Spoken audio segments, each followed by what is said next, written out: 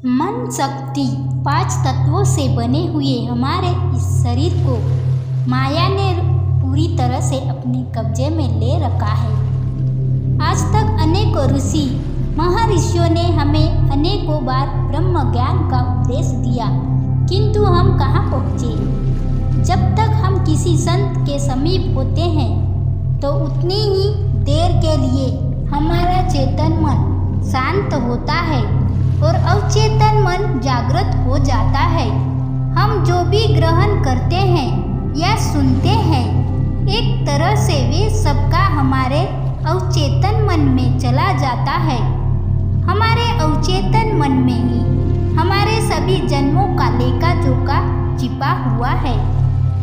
जब तक हमारा अवचेतन मन जागृत होता है, तब तक हम पाप और पुण्य, धर्म और अधर्म, ज्ञान और अज्ञान, विद्या और अविद्या के प्रति जागरूक रहते हैं। संत जो भी बोलता है, तब अवचेतन मन उसे ग्रहण कर लेता है और फैसला करता है कि इनमें से कौन कौन सी बात मैंने पहले सुनी हुई है और कौन सी बात नहीं सुनी हुई, क्योंकि जो बातें अवचेतन मन ने पहले भी ग्रहण की हुई है, वह उन बातों को छोड़ देता है, क्योंकि वे बातें तो पहले से ही अवचेतन मन के अंदर छिपी हुई है। जो नई बातें हैं, उनको अवचेतन मन अपने अंदर ग्रहण कर लेता है। यह सभी कुछ अवचेतन मन करता है, किंतु इंसान समझता है कि मैंने किया। सभी फैसले अवचेतन मन के होते हैं, किंतु इंसान का अहंकार अपनी मैं अर्थात अपने चेतन मन पर केंद्रित होता है। जो नई बातें होती है, उनके बारे में व्यक्ति सोचता है कि मैं घर जाकर आज से यह काम करूँगा या नहीं करूँगा, किंतु जैसे ही साधक संत को छोड़कर अपने घर पहुँचता है, तो वहाँ के वातावरण में जो अशुद्धियाँ होती है, उसकी वजह से अवचेतन मन सो जाता है और चेतन मन फिर से जागृत हो जाता है। वातावरण की इन्हीं अशुद्धियों को दूर करने के लिए अनादिकाल से आर्य सभ्यता में हवन करने का विधान है। जब अवचेतन मन निष्क्रिय हो जाता है, तो चेतन मन माया के चक्र में उलझकर अपना काम करने लगता है। और जैसा कि आप सभी ने देखा, सुना या पढ़ा होगा कि फिर चेतन मन जो कि संत के पास बिल्कुल निष्क्रिय था, वह सक्रिय होकर संत की निंदा करने लगता है। उसके बाद चेतन मन को संत की जो जो बातें पसंद आती है, उनको वह ग्रहण करता है, किंतु शेष बातों के बारे में कहता है कि संतों का काम तो है ही बेकार की बातें करना, उनके पास तो समय ही समय है, ये जो भी चाहे नियमों का पालन कर सकते हैं। लेकिन आम आदमी के पास समय कहाँ है जो इतनी मेहनत और नियमों का पालन कर सके। चेतन मन से जैसे भी बन पड़ता है, वह अपनी तरफ से संत की निंदा करने में कोई कसर नहीं छोड़ता। हमें ध्यानपूर्वक चेतन और अवचेतन मन को समझना पड़ेगा। हम जितना भी मौखिक रूप से काम करते हैं, यह सभी काम चेतन मन करता है। हम सभी अगर ध्यानपूर्वक अपने चरित्रों को देखें, तो हमें महसूस होगा कि हमारा अवचेतन मन कैसे काम करता है। मान लीजिए कि हमारे घर पर कोई मेहमान आ जाए, तो हम उसका पूरी तरह से सत्कार करेंगे। इसके पीछे हमारा अवचेतन मन है, क्योंकि हमारे अवचेतन मन में ही सभी संस्कार विद्यमान है।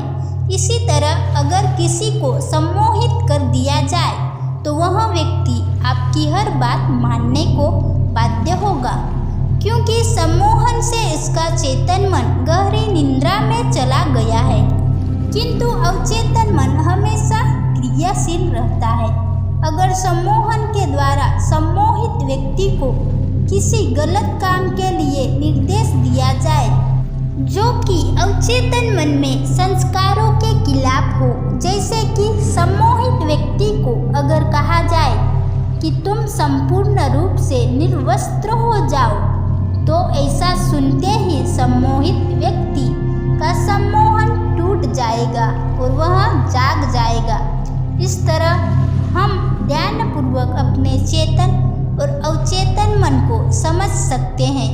इसको योगियों ने जागना कहा है कि तुम हमेशा अपने अवचेतन मन की तरफ ध्यान दो और अपने संस्कारों के अनुरूप ही कार्य करो। जो व्यक्ति योग निद्रा के द्वारा अपने चेतन मन को निष्क्रिय कर देता है और हमेशा अवचेतन मन के अनुसार ही संस्कार युक्त कार्य करता है, ऐसा व्यक्ति ही पूर्ण योगी कहलाता है।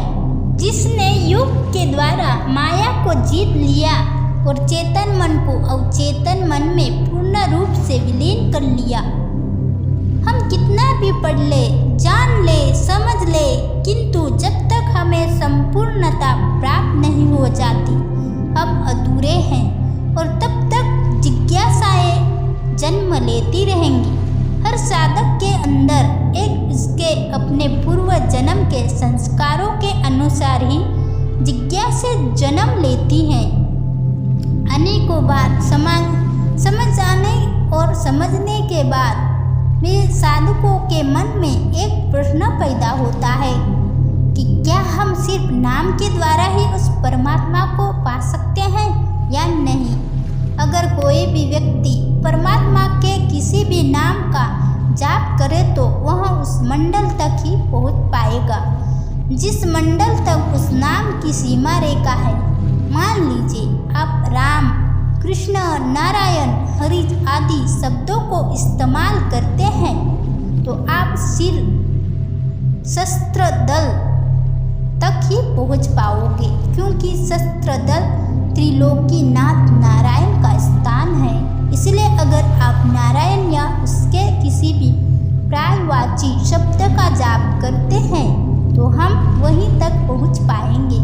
इसी तरह हर मंडल का देव व उसका मंत्र भी अलग है, लेकिन ऐसा नहीं है कि हम सीधे ही आखिरी मंडल का जाप करके उस परमात्मा को पा सकते हैं। जिस तरह एक छोटा बच्चा स्कूल जाता है और स्वर व्यंजन पढ़ते हुए प्रथम कक्षा से अपनी शिक्षा प्रारंभ करता है, उसी तरह योगियों की प्रथम कक्षा मणिपुर मंडल, मणिपुर चक्र है जो कि हमारी नाभि में स्थित है।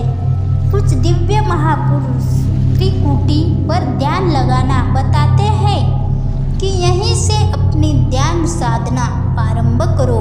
कुछ व्यक्ति विशेषों का यह महम है कि हम त्रिकुटी में ध्यान लगाकर जल्द से जल्द उस परमात्मा को प्राप्त कर लेंगे, लेकिन ऐसा नहीं है।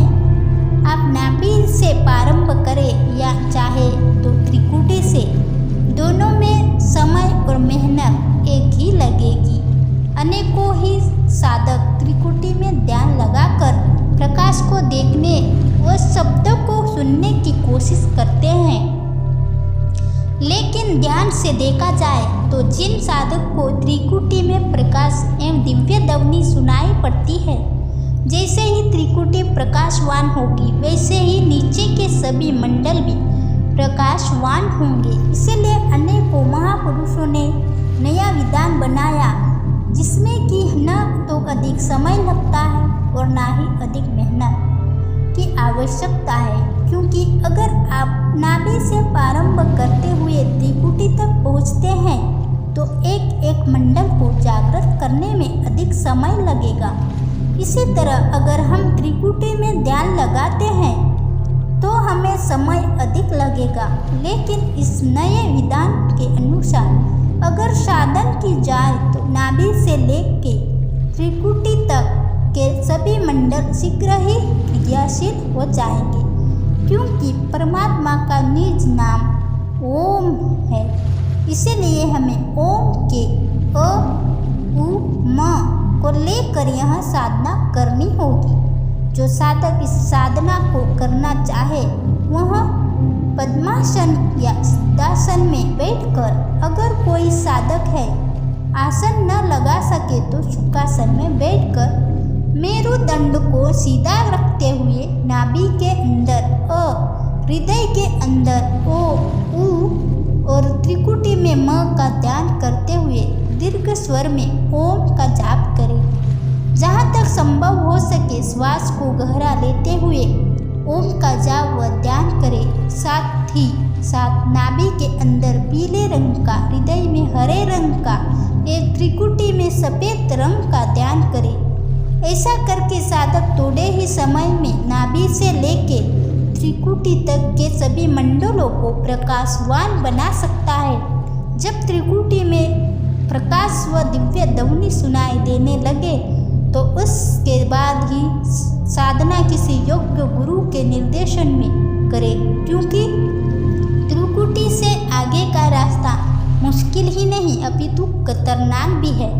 इसलिए साधना करते हुए आलस्य न करें और जहाँ तक कोशिश हो सके एक दिन के लिए भी साधना का त्याग न करें। अगर हम बिना नागा किए प्रतिदिन एक ही समय पर साधना करेंगे तो उस परमात्मा को प्राप्त कर लेना मुश्किल नहीं है।